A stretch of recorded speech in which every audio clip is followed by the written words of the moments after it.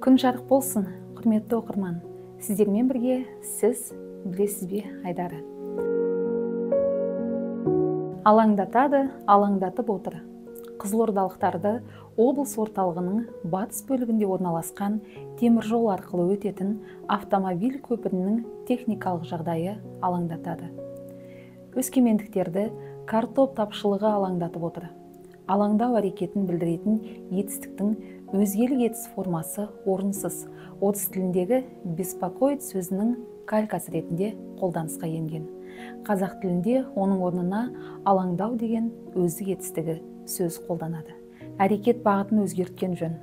Дұрысы, қызылордалықтар облыс орталығының батыс бөлігінде теміржолдан өтетін автокөлік жүретін көпірдің техникалық жай-күйіне алаңдап отыр. Өскемендіктер картоп тапшылығына алаңдап отыр.